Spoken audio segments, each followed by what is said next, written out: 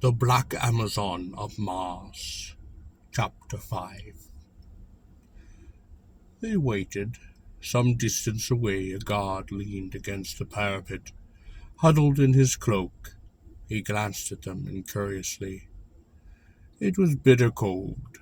The wind came whistling down through the gates of death, and below in the streets the watchfires shuddered and flared.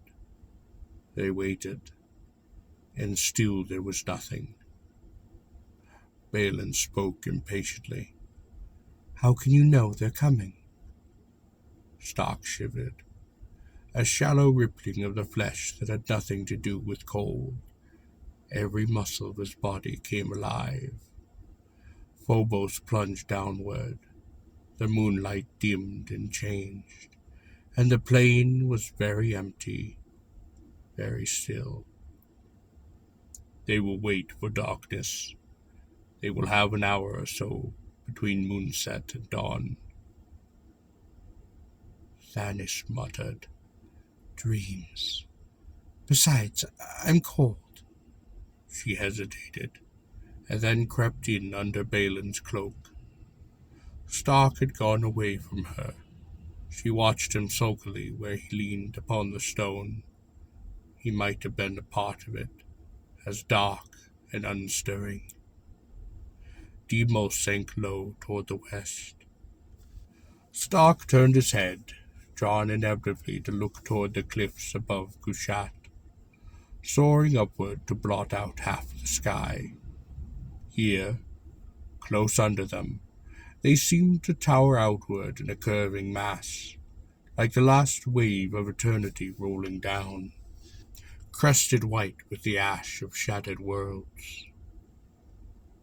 I have stood beneath these cliffs before.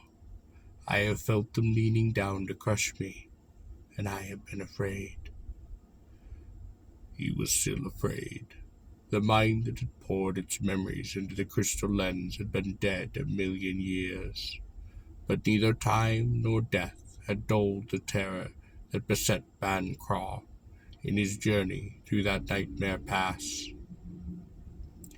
He looked into the black and narrow mouth of the gates of death, cleaving the scarp like a wound, and the primitive ape thing within him cringed and moaned, oppressed with a sudden sense of fate. He had come painfully across half a world to crouch before the gates of death. Some evil magic had let him see forbidden things, had linked his mind in an unholy bond with the long-dead mind of one who had been half a god. These evil miracles had not been for nothing. He would not be allowed to go unscathed. He drew himself up sharply then, and swore. He had left Nechaka behind, a naked boy running in a place of rocks and sun on Mercury. He'd become Eric John Stark, a man, and civilized. He thrust the senseless premonition from him, and turned his back upon the mountains. Demos touched the horizon. A last gleam of reddish light tinged the snow, and then was gone. Thanis, who was half asleep, and with sudden irritation, "I do not believe in your barbarians. I'm going home." She thrust Balin aside and went away, down the steps. The plain was now in utter darkness, under the faint far northern stars. Stark settled himself against the parapet. There was a sort of timeless patience about him. Balin envied it. He would have liked to go with Thanos. He was cold and doubtful, but he stayed. Time passed, endless minutes of it, lengthening into what seemed hours. Stark spoke. "Can you hear them?" "No." "They come." His hearing, far keener than Balin's, picked up the little sounds, the vast incota rustling of an army on the move in stealth and darkness. Light-armed men, hunters, used to stalking wild beasts in the snow. They could move softly, very softly. "I hear nothing," Balin said, and again they waited. The westering stars moved toward the horizon, and at length, in the east, a dim pallor crept across the sky. The plain was still shrouded in night, but now Stark could make out the high towers of the king's city of Kushat, ghostly and indistinct. The ancient, proud high towers of the rulers and their nobles, set above the crowded quarters of merchants and artisans and thieves. He wondered who would be king in Kushat by the time the sun-risen sun had set. "You are wrong," said Balin, peering. "There is nothing on the plain." Stark simply said, "Wait." Swiftly now in the thin air of Mars, the dawn came with a rush and a leap, flooding the world with harsh light. It flashed in cruel brilliance from sword blades, from spear heads, from helmets and burnished mail, from the war harnesses of beasts, glistening on bare russet heads and coats of leather, set the banners of the clans to burning, crimson, gold, and green, bright against the snow. There was no sound, not a whisper in all the land. Somewhere a hunting horn sent forth one deep cry to split the morning. Then burst out the wild skrieling of the mountain pipes, the broken thunder of drums, a wordless scream of exultation that rang back from the wall of Kushat like the very voice of battle. The man of Mech began to move. Raggedly, slowly at first, then more swiftly as the press of warriors broke and flowed, the barbarians swept toward the city as water sweeps over a broken dam. Knots and clumps of men, tall men running like deer, leaping, shouting, swinging their great brands. Riders spurring their mounts until they fled belly down. Spears, axes, sword blades, tossing a sea of men and beasts. Rushing, trampling, shaking the ground with the thunder of their going. And ahead of them all came a solitary figure in black mail, riding a raking beast trapped in black and bearing a sable axe. Kushat came to life. There was a swarming and a yelling in the streets. Soldiers began to pour up onto the wall. A thin company, Stark thought. He shook his head. Mobs of citizens choked the alleys. Every rooftop was full. A troop of nobles went by, brave in their bright mail, to take up their post in the square by the great gate. Balin said nothing. Stark did not disturb his thoughts. From the look of him, they were dark indeed. Soldiers came and ordered them off the wall. They went back to their own roof, where they were joined by Thanis. She was a high state of excitement, but unafraid. "Let them attack," she said. "Let them break their spears against the wall. They will crawl away again." Stark began to grow restless. Up in their high emplacements, the ballistas creaked and thumed. The mute song of the bows became a wailing hum. Men fell and were kicked off the ledges by their fellows. The blood howl of the clans rang unceasingly on the frosty air, and Stark heard the rap of scaling ladders against stone. Thanis then spoke abruptly. What is that? That sound like thunder?" "Rams," he answered. "They are battering the gate." She listened, and Stark saw in her face the beginnings of fear. It was a long fight. Stark watched it hungrily from the roof all the morning. The soldiers of Kushat did bravely and well, but they were as folded sheep against the tall killers of the mountains. By noon, the officers were beating the quarters for men to replace the slain. Stark and Balin went up again onto the wall. The clans had suffered. Their dead lay in windrows around the wall, amid the broken ladders. But Stark knew his barbarians. They had sat restless and chafing in the valley for many days. Now the battle madness was on them. They were not going to be stopped. Wave after wave of them rolled up and was cast back, but then came again relentlessly.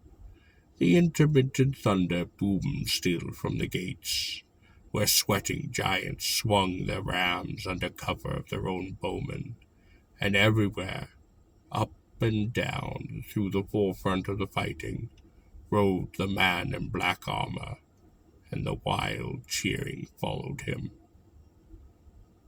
Balin sighed heavily. It is the end of Kushat. A ladder banged against the stones a few feet away. Men swarmed up the rungs, fierce-eyed clansmen with laughter in their mouths. Stark was first at the head.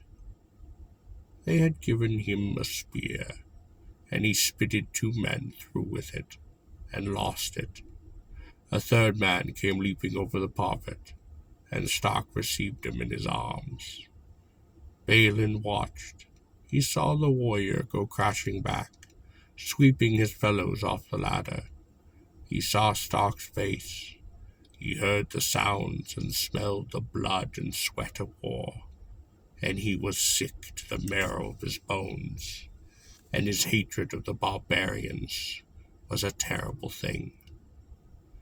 Stark caught up a dead man's blade, and within 10 minutes his arm was as red as a butcher's.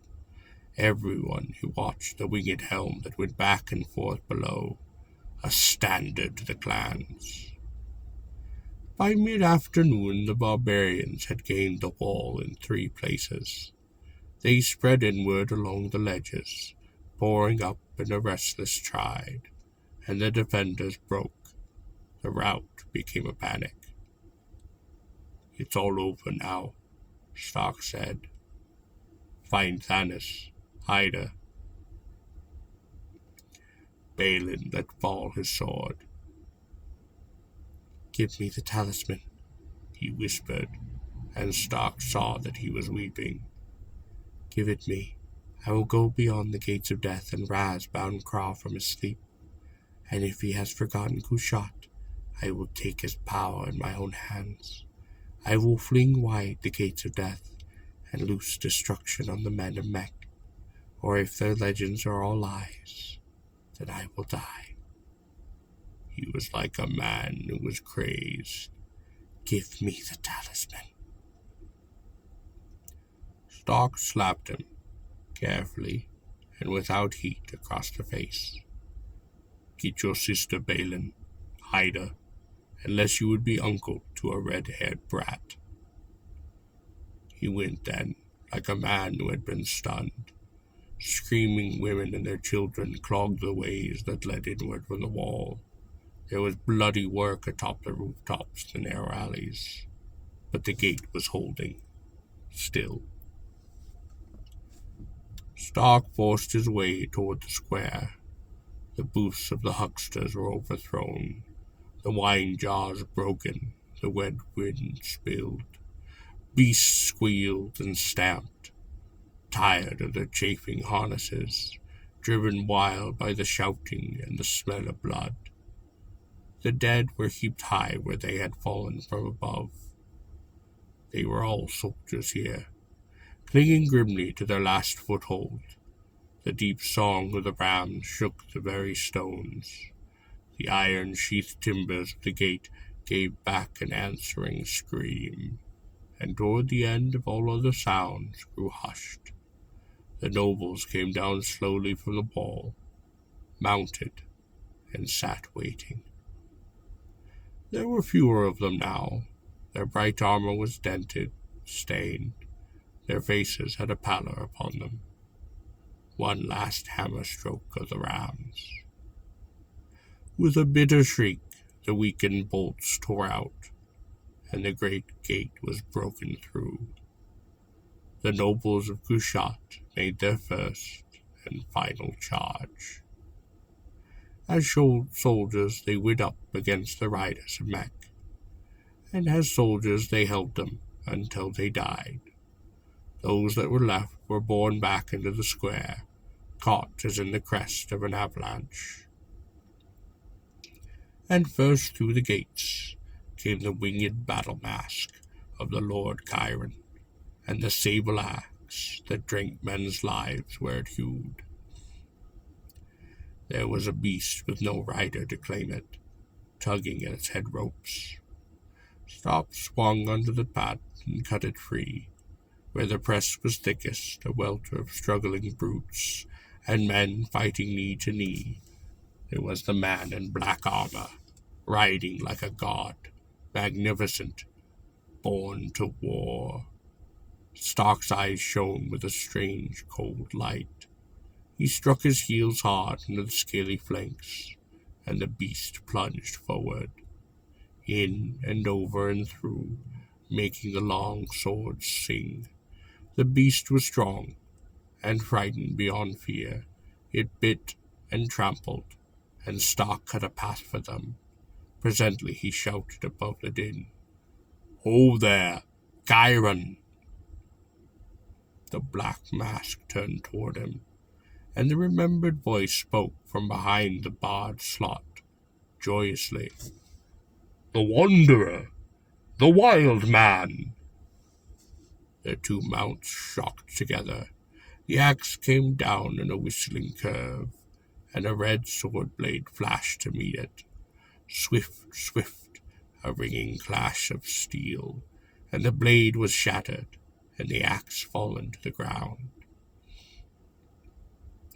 Stark pressed in, and Chiron reached for his sword, but his hand was numbed by the force of that blow, and he was slow, only a split second.